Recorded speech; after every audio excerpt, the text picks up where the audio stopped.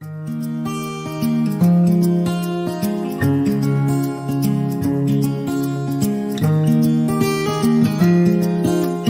Television broadcasts 24/7 on UK Freeview Channel 271, Roku TV, Amazon Fire TV, Android TV, Apple TV, Google TV, See Love World, LCBNTV.com, LifeComTV.com.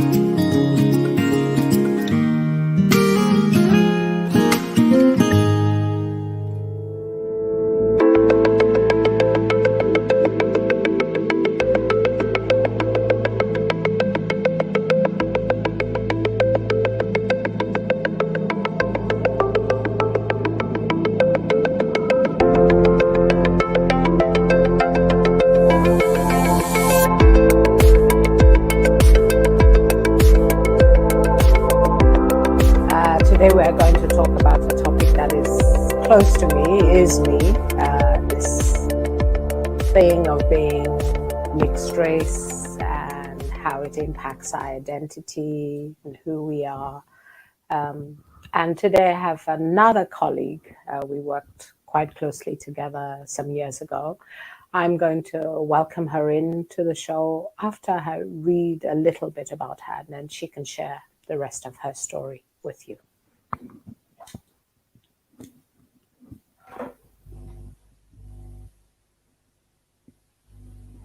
Okay, Miss Keely Taverner is a British Jamaican psychotherapist that started adulthood as a mother of 2 children, working as a cashier at IKEA while feeling trapped in an abusive relationship. She herself was raised by a single mother on a London estate where schools housed us rather than engineer our minds for success. I like that because she's saying the schools didn't do anything for them. They just were babysitting them. She left school with no qualifications, no prospects, no ambition or self-belief. She tried self-help books for solace, and one day she sorted out through an abandoned stock at the checkout, and she experienced her yellow bag epiphany moment when she heard her inner voice speaking to her loud and clear, saying, "Surely you can be better than this, Keely." She listened hard, and step by step, brick by brick, she began rebuilding her life. From a woman's refuge to fighting for a place at university, to coaching prisoners, to running her own practice. Key for change. Keely has been bold and is bold, passionate, and courageously defies all the odds. And she's now on a mission to help other people do the same. I welcome Keely. Thank you. Hi, Keely. Thank you. Hey, how are you? Good to see you. Well. Very interesting journey you've had. Would you like to share your journey with us a little bit more? Yeah, I guess the thing for me is, it's one of the reasons why I'm so passionate about helping people to find their greatness. So I studied a master's in I guess what I'm passionate about is the human potential. Mm-hmm. And I see anxiety and depression as signs that we are not in sync with ourselves. Mm-hmm. So I guess I come from a very different viewpoint. Plus, I think the beauty with myself on my journey is that I've walked the walk, and I'm very overt about that. I'm very clear with people that that's the case. Mm-hmm. Whereas sometimes psychotherapists aren't always transparent about, their journey. Mm-hmm. And that's okay. But personally, for me, the way I work is I want people to know that, I've journeyed through this. Okay. So you've taken the route of saying, if I'm open with my clients, they can identify with me, and that helps them in some way bridge this secrecy that we have actually in therapy, where you're going to a therapist's room and they don't know, we try to pretend that we're a blank canvas and the client doesn't know anything about us, about our history. So for you, sort of positioning yourself in saying, hey, I haven't had an easy road. This is my story. It helps the clients identify with you. Yeah, most definitely. And it humanizes me. And it's for years I held back because the power dominant group, you know, we're told that we're not supposed to self-disclose, to remain, you know, sort of like you said, like a blank slate. And I just found it. Every coach that worked with me said the biggest thing about you, Keely, is your story, yet you're not talking about your story. And I felt that as someone who works for myself, if I didn't begin to bring my journey, I wouldn't have been a therapist, because, you know, as you know, the industry is actually a very middle class industry that promotes working for free. So there's a lot of volunteers, which often means when you want paid work, it's very difficult to get paid work, because there's such a, you know, the training institutes are set up in a way that there's perpetual volunteers. So naturally, organizations aren't keen to employ when they can get that service from trainees who are desperate for placements. So being out here as a practitioner on my own, you know, I could talk abstractly about, you know, helping yourself, anxiety, depression, but my business changed when I began to talk about my journey and how I've got to be where I am. That's when things changed and people could identify with that. And that for me was like the decision that I've made to just carry on that path. And I think that's where sort of coaching and counseling, I don't know whether to say clash, but you found a way where you've merged both ways of working with people. Well, I think the challenge is I'm no longer feel restricted by a kind of panel, often who are not representative of the vast cultural diversity of the people I support, who dictate the rules. You know, so for me, I know, you know, culturally, you know, just as I was saying to you before we began, like, you know, Black folk, you know, there's something about my story that people really resonate with, and it helps people to feel that I'm real, especially when, you know, from a cultural perspective, we don't necessarily go to therapy. So breaking that stereotype, I think, is helpful for me, because then people are like, oh my God, that girl's real. You know, she's not like the therapist I went to see at my doctor's who I couldn't feel, they didn't get me. They're like, nah, that girl, she's real, and I want her to help me with my dilemma, because I talk about race, I talk about diversity, I talk about class, I talk about, you know, feeling inadequate. Class progression is a real double bind, you know, for people, because, you know, sometimes you feel like you've sold out, you've forgotten where you come from. You have to learn to navigate very different worlds, and you want to honor yourself. So I bring that to people, and I think, you know, the feedback so far is that people identify their own pain in that experience. So, you know, our training encourages us to be vulnerable, you know, so we've done the work, I've worked through my story, and I'm happy to self-disclose about situations that I'm well over. And I think one of the aims of this program is actually to get people in our communities, in the BAME communities, actually to see counseling as a tool. Yeah. And why I've started to showcase people like you is to let people know that people like us actually are in therapy.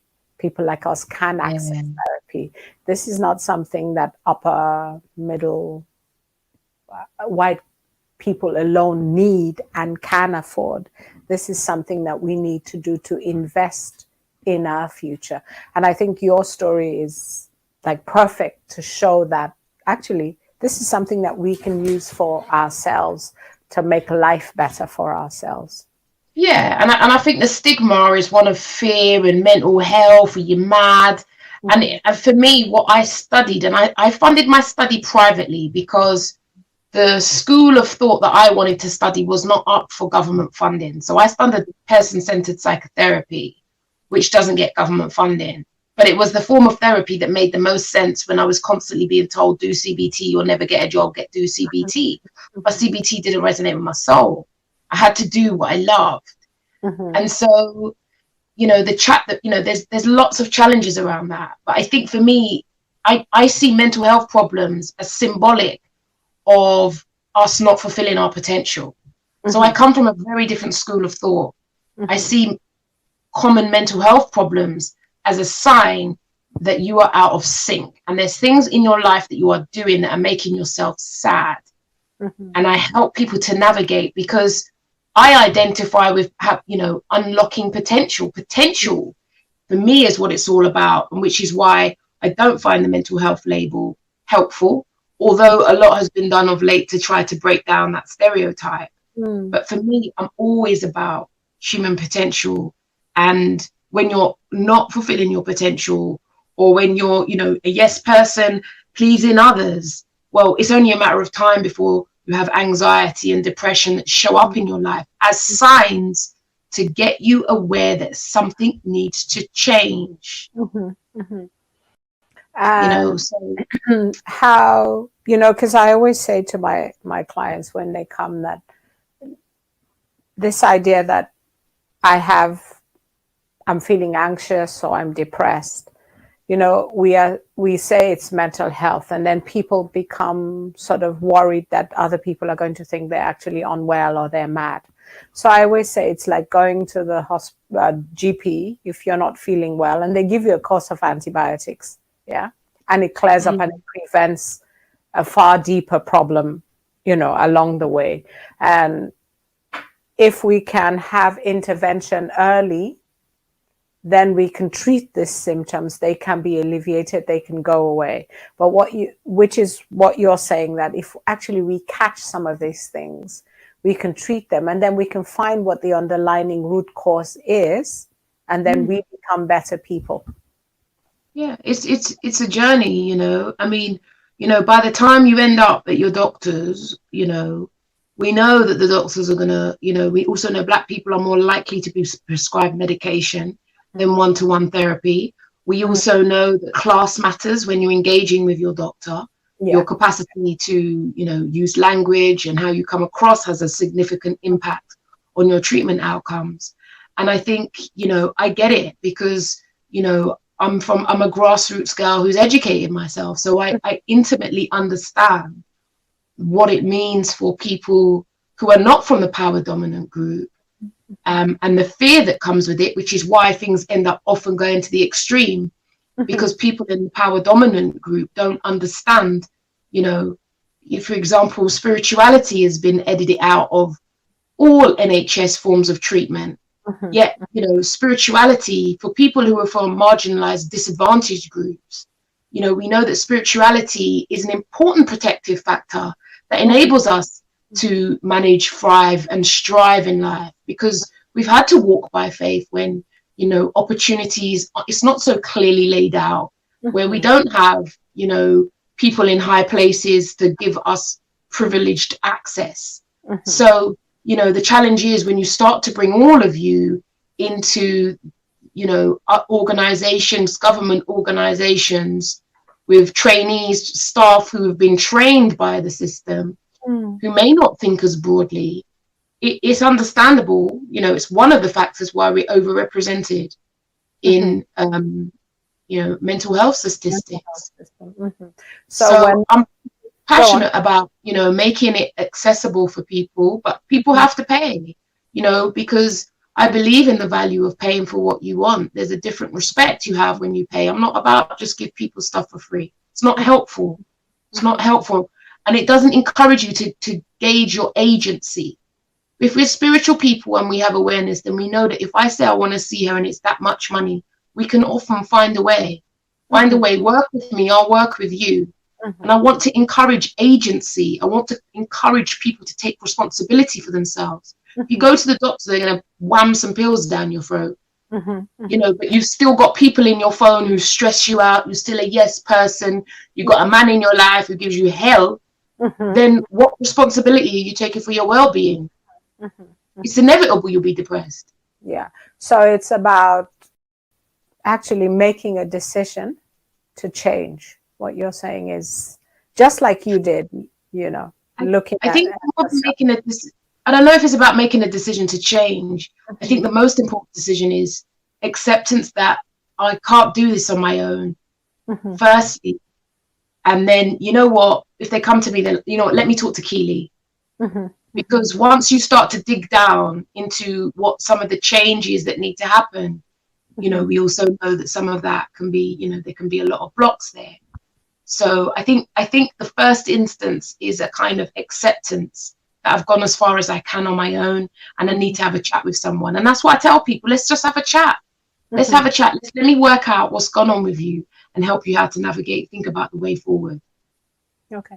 So I take out all of that language, all the barriers, all the big things, all the barriers. Let's have a chat. Do you want a cup of tea? I'll get you a cup of tea, because I'm doing things on my terms. I don't work in the system. So if you came to my house, I'd offer you a cup of tea. So why not offer a client a cup of tea or water? It helps. All those small nuanced actions help to relax people, and then they feel like, half the time they feel like they know me because they've been watching my videos as well. So the rapport is already established. So your way of working is to befriend the client, to make them feel comfortable, make them feel safe, we would say. They can identify with your story, and then they tell you theirs. Well, yes, I think I humanize people. I humanize. It's human. You know, I want them to see my humanness. You know, so that they can be like, oh, it's not just me. Oh, I thought that was me who just did that. You know, so that it doesn't seem like beyond them. That they have access to somebody who they think, gosh, if she could do that. And that's why people come to me. That's why people come to me. And that's why I'm getting more and more clients who wouldn't traditionally go to therapy. Because they're like, no, I get her. Because they see the outcomes. Yeah. And I think one thing I admire about you is your ability to challenge the system, which is what you're doing, you know, now. For me to, in some way, be a trailblazer, in some way to work differently. I have to be comfortable with the way I'm interpreting what I'm doing, offer it to my clients. They still have a choice whether to work this way or they want to work in a different way with me. So yeah. I know you do a lot of videos on social media. Yeah. What made you start doing that? What was behind that idea? I saw a lot of people doing videos who I didn't think were qualified to talk about mental health, depression, and anxiety, and I would always have something to say. And I thought to myself, well, if you've got, don't you go and do it then? Because you're there criticizing people, and where's your videos? So I think that began to have an impact on me kind of criticizing others. But in addition, I felt that it was a good way to reach people with nuggets of gold, just to put things together, because, you know, I'd write, but I wouldn't get the traction. And video, at the time I started video was just starting to kick off. So I just kind of like felt like I knew so much, and that I had all this knowledge, yet my practice was quiet. I had the phone. Why not try? Like, why not? What's the worst that could happen? And so, you know, I can look at my first videos. That's why I keep them on my YouTube, and I can see how poor they are. But I'm not going to delete any of them, because they've been a catalyst to get me where I am now. So, you know, I embrace the journey. I embrace the ones I've got wrong, or, you know, sometimes some of them I can't even look at anymore because I'm like, oh my God, did I say that? But they all have fed into, you know, just why I can do an interview like this and be very comfortable.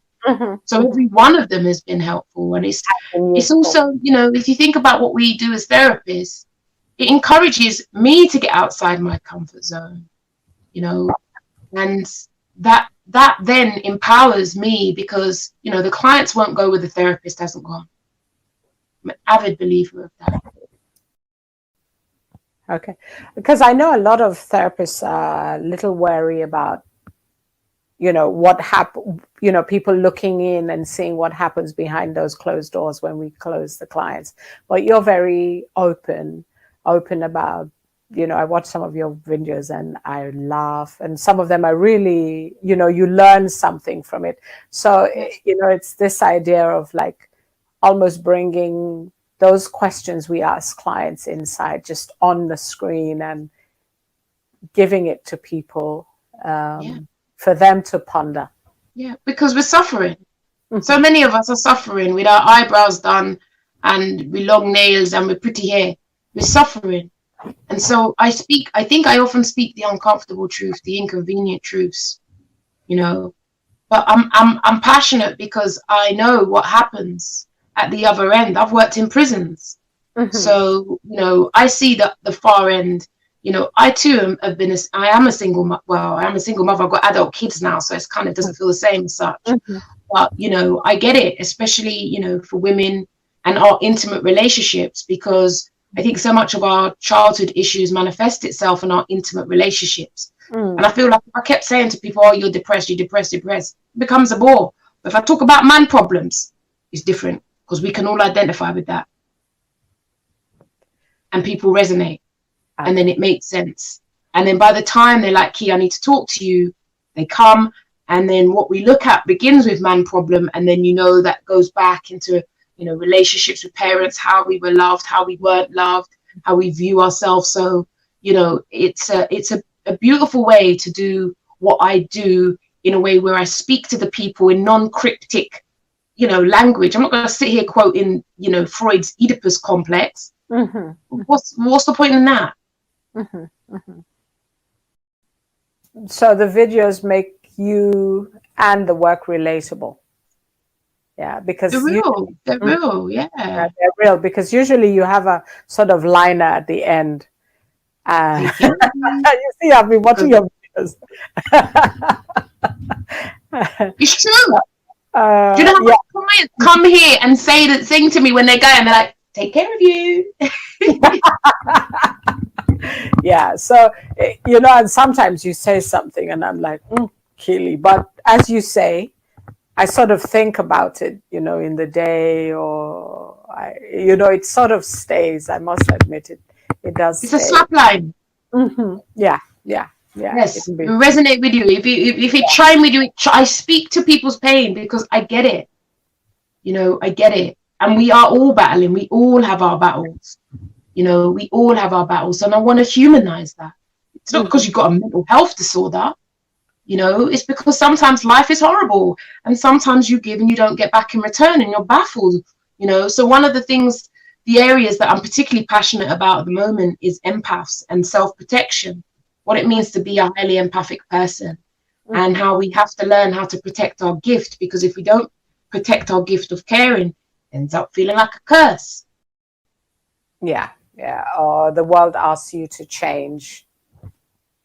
Or you become so filled with resentment, you end up changing, and then you become a twisted, nasty piece of work. Nobody wants to be around you. Yes, and people wonder what happened to the nice person. You end up with something completely different. And you lost yourself. Yes. And what this concept of losing yourself, how far do you think, we've talked about somebody who's been impacted by life, but if we look back, you were talking about parents and the way that we were raised, what we were given or not given. Is that sometimes the way where we lose ourselves, where you lose your, the essence of who you are? I think it's very unique to the individual, because some, I could be working with someone who's a high achiever, and for them, going to play the guitar is a massive life victory because they were never allowed to indulge in those types of activities because everything was academia. So it's really unique to the individual to get them back to what resonates. I think for me, it's always about what resonates with your soul. And for some people, depending on how you've been brought up, sometimes you wasn't allowed to do what you liked or wanted to do. So I think for me, I don't know if people are lost. Sometimes I think they're finding themselves even, like discovering, unfurling who they are, discovering you know, it's a bit like yesterday. I have an online group called Pain into Purpose. Mm-hmm. And I was running the group last night, and I said, so I have a diverse range of people there, from diverse backgrounds. Mm-hmm. And I spoke about when I told my mum I was going to Thailand. I have a black mother, a white father. Mm-hmm. And my mother said, black people don't go to Thailand.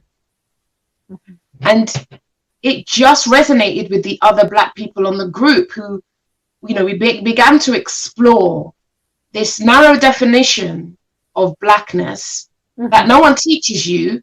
But if you step outside of it, you'll be told, well, that's black people don't do that. Mm-hmm. Well, you're not black enough.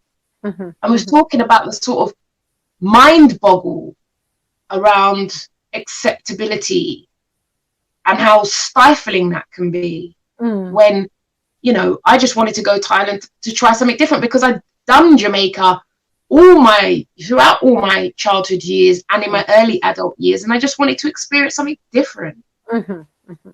You know, so that's just one small example of the kind of cultural squashing that can also happen. That can happen. Okay. I'm going to talk about something because you sort of mentioned it about your mom being black and your dad being white. Yeah, which actually... Which is rare because it's mm-hmm. rare. You see, because most people got the white mom called Tracy and the dad called Desmond. So you're flipped, huh? You're the other side. I'm the other way around. When they see my mom, they're like, okay, that's why you're like that. They're like, that's why you like that. Okay. She got black mom. It's okay, she got black mom. Okay. That's actually interesting because what I want to talk about is how this being mixed impacts us. When I mean us, I mean I'm mixed. My father was Lebanese and my mother is Nigerian, yeah. And how, you know, do people get lost in not knowing who they are? You know, we're talking about getting lost and finding or discovering yourself. How do we hold it? How do we hold both worlds? Or sometimes in some cases, 2 or 3 worlds and cultures. And you just explained your mom saying, actually, black people don't do that. But it's something white people do. Yeah. And where's the permit? And how do we actually hold that? So let's talk a bit about your history. I think one of the areas of diversity that doesn't get talked about is class diversity as well. So I also had, you know, a father who lived in an affluent area, and I grew up with my mom on an estate in northwest London. So I would be exposed to life in suburbia, and then, you know, go back to St. Raph's and have to I had to learn to navigate these very different worlds with different codes of conduct, let's say. And I think shame and humiliation was definitely a part of that, because there was things that we did on our estate that you just don't, you know, where I grew up with my mum, if you run out of sugar, you go and knock Bev. Where my dad lives, you don't knock the neighbors. You go to the store.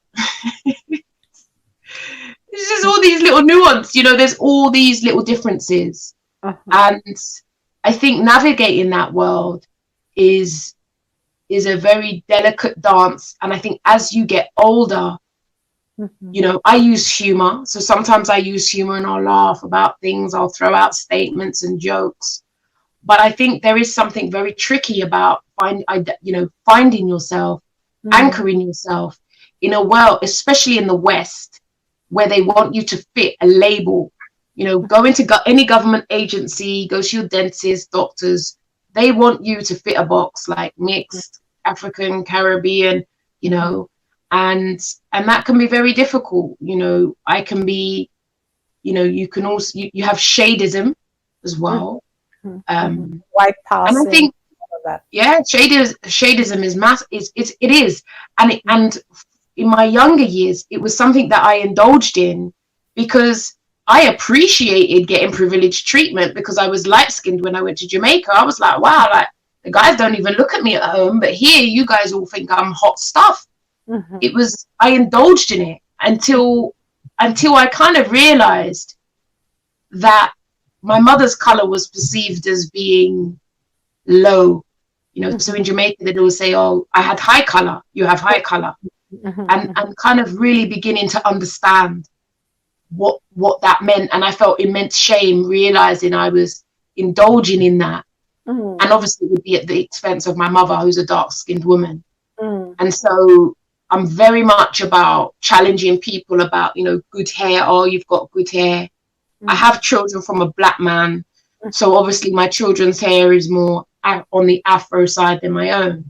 And I think renouncing the kind of light-skinned thing is really important for me to challenge people, you know, because I have a darker skinned and a lighter skinned daughter.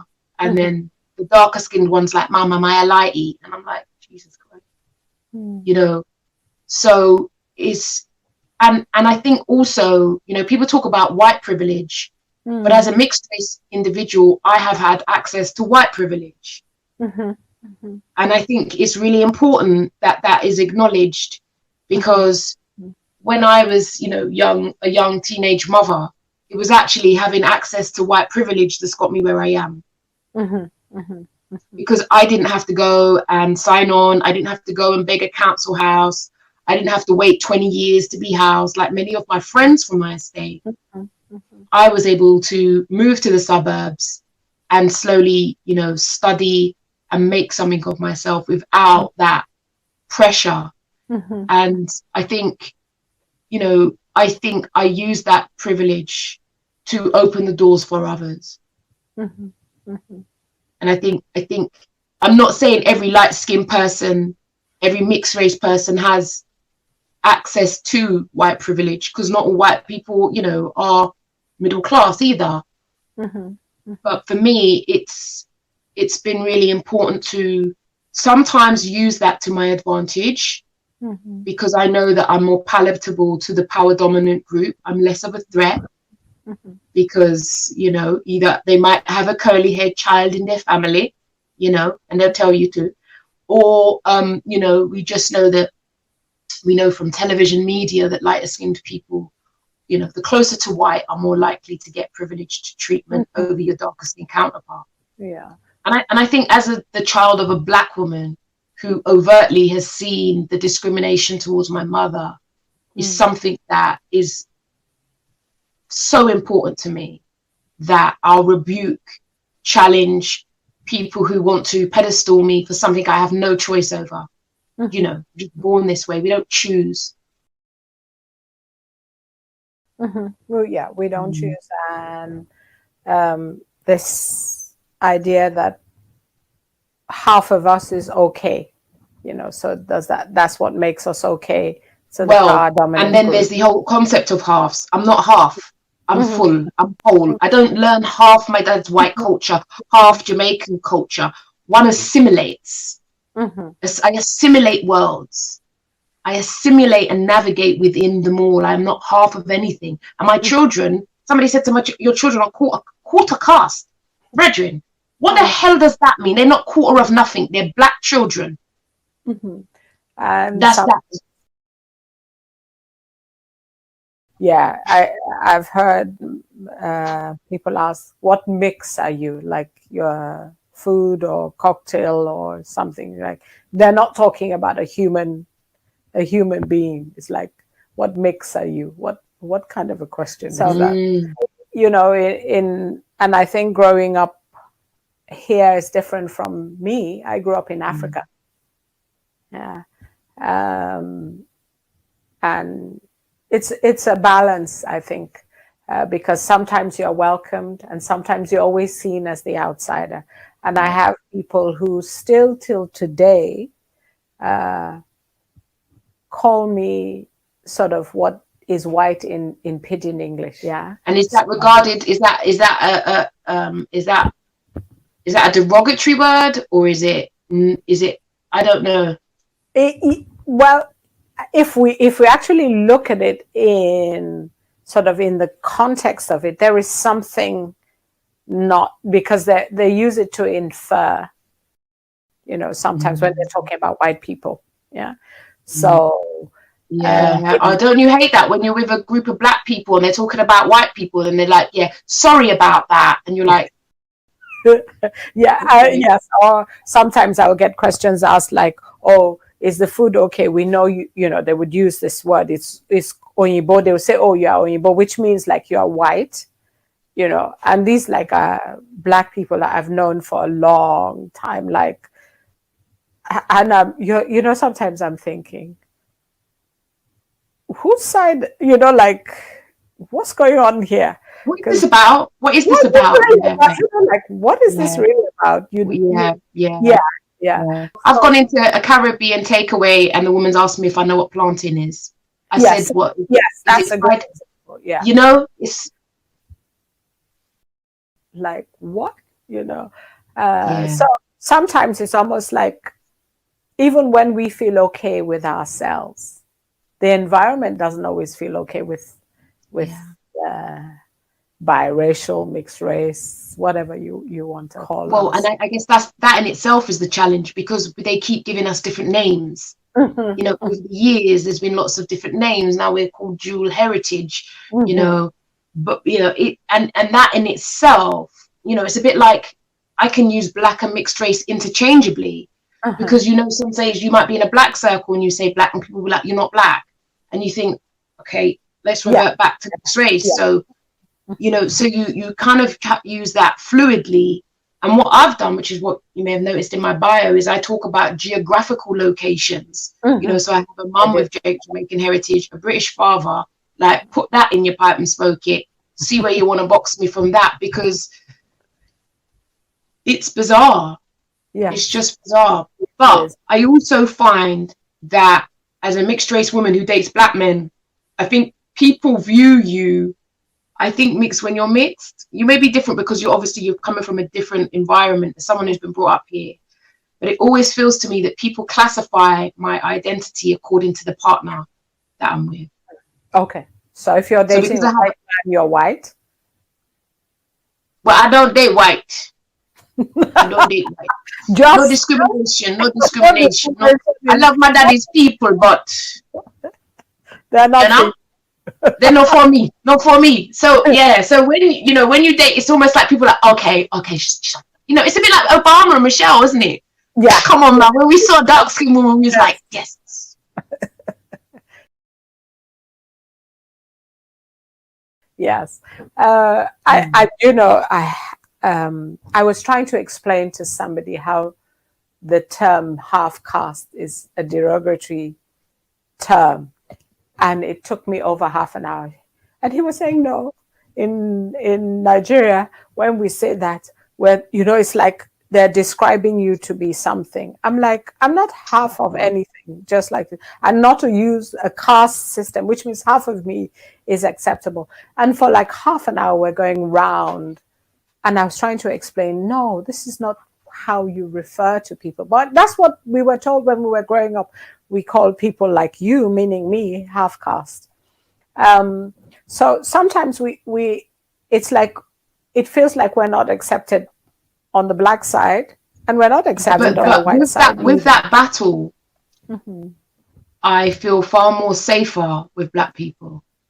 So even though there can be these little backlashes or funny statements, I feel far safer, because the backlash doesn't have the same venomous impact on me as it has when I've been rejected by white people.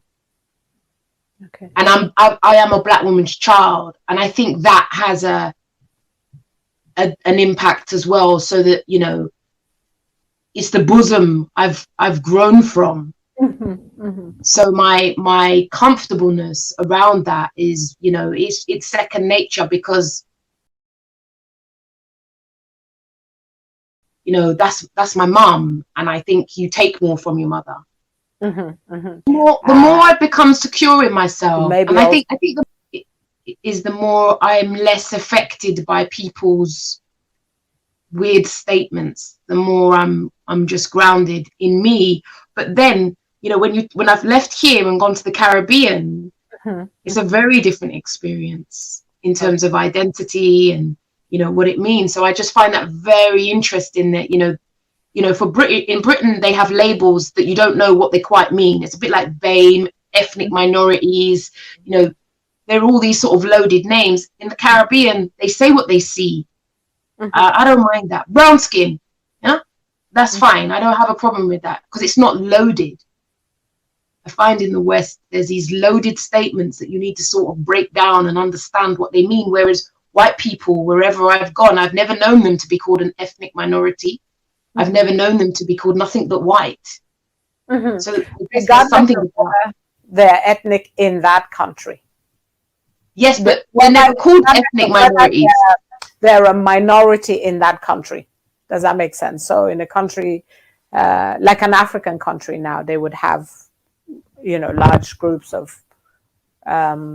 white people working, but they Yeah, aren't because they've given always a called community white. or a name. That's what you're saying. You see, but that just goes to show who has the power of labeling. The power of labeling is with the white power dominant group. Yeah.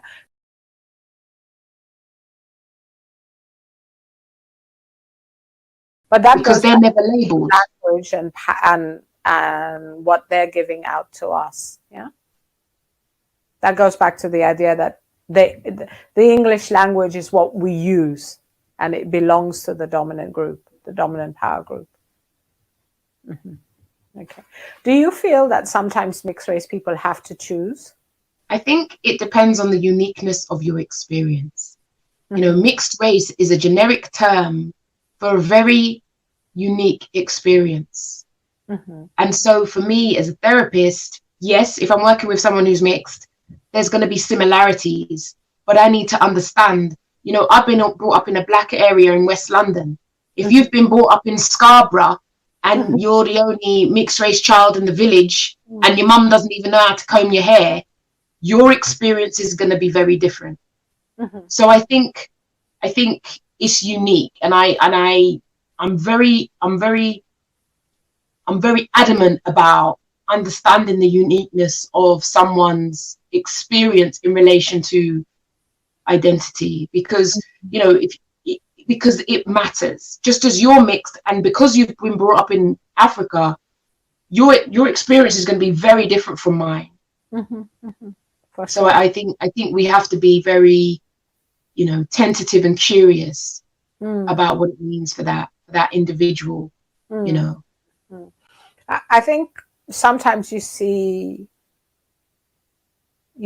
almost, I think our journey has been unique, and I think from the counseling and the training, there's this acceptance of self, and this idea that I'm unique, I'm different, and I sit well with that.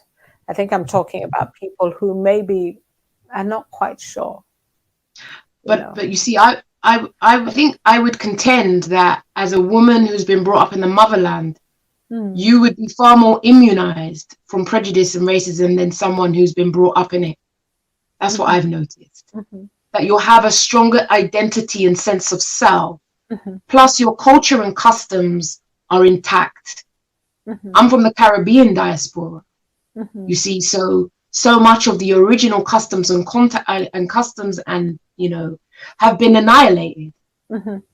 So I think there is something really important about understanding the context, the cultural context that you've been growing up in. Because if you're born in the motherland, you'll see Black professionals and on billboards, on the news. Whereas growing up in London, you won't see that. You wouldn't see that. So I think there's a stronger sense of self from people who are born in their home countries. That's my observation. Okay. So what you're saying is where I agree completely, because even sometimes when we're talking about racism and its impact, I always say to people who grew up in Africa that they don't really get it. They don't get it as somebody who was born and raised here, because, as you said, growing up in Nigeria, I was the minority. For once, there weren't that many.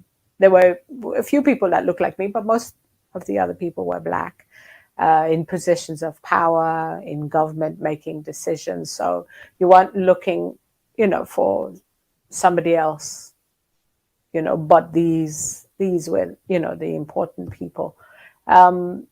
So what you're saying is, if I grew up in Africa, I will feel myself a little bit more than somebody maybe growing up here. I think you have a stronger sense of self. My mum can go back to the Caribbean. Majority of the family have left because of the way that, capitalism has decimated the Caribbean. People aren't able to earn a living. We are, I'm a descendant of slavery. So we know that the original customs and that are gone. If you're from, your village, you can go back to, you can trace your history. You can find your grandmother in the village or the place where you've been brought up. I think that, and you've been exposed, we know the importance of subliminal programming. You would have been exposed to seeing Black professionals. It's not the same as here when that's not been on. So people don't have a concept of Black professionals, especially for people from the lower stratas. Yeah. So I think there's a stronger a sense of self that comes from people who have been brought up in their homelands in Black countries than say, someone from my position. Because in my case, my father was an immigrant. Yeah, he was an immigrant in Nigeria who'd come to work in Nigeria because there was a war in Lebanon, and quite a large number of his family had come to Nigeria. So a lot, and I had to, he lived and worked and died in Nigeria. I had to go back to Lebanon really to meet his family, find some of my roots that are there, meet cousins I had never known and would never have known if I didn't go. And I think now that I'm older, I actually identify more with that part of me than I did when I was younger. Because when I was younger, I just knew the African, or the Nigerian part of. Make sure you knew. Yes. I think African mothers are quite strong, which I think if you have a Black mother, she really tries hard to make sure that you get it. You get who you are. You have that sort of acceptance of who you are. And I think actually mothers are quite influential in mixed race children, because how mother identifies impacts on how the child identifies. Exactly. So with that, do you think that then influences the decision of the child? Well, it shapes your identity. Shapes your identity.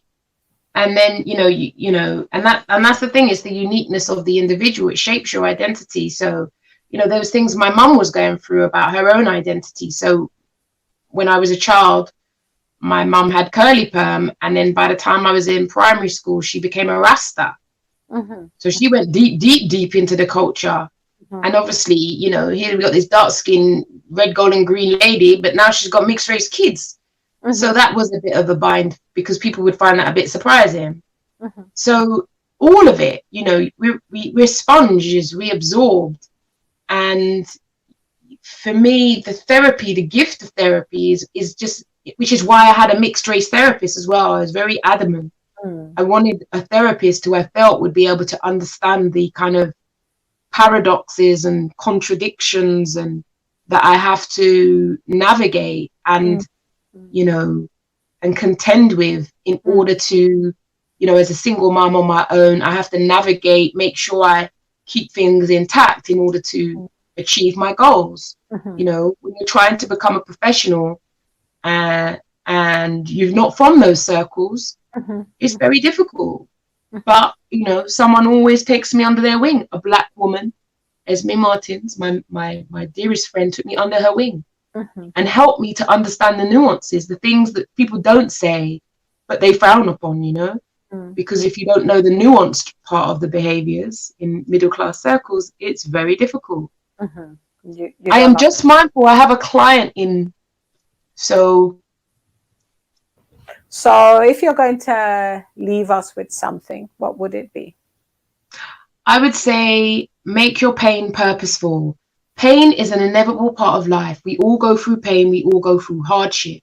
But hidden in every painful experience, there is a nugget of gold that you can find where you can learn uncomfortable life lessons that could revolutionize your life. We start small, step by step. That is something I promote day in, day out. I have an online program. It's what I help people to do, is to accept that you can't just be living happy all the time, and that sadness is a part of life. But we also need to learn lessons in those moments so that we can make changes to live more abundantly. Okay. Can you tell us where to find you? Somebody wants to come to chat with you. So if you're looking for me, yes. So I have a YouTube channel. Just you can search Key4Change. That's FOR Change. And you can also find me at keyforchange.com. Just coming from the screen. Okay. Key4change.com. Thank you very much, Keely. I hope you'll come back again to share some of No your problem. knowledge and insight. Thank you. Likewise. All the best. Another interesting evening, talking about identity and race and its impact, and how counseling can help us sort of come together and find who we are and our inner self. I'd like to thank Keely again for joining me, and I look forward to seeing you next week.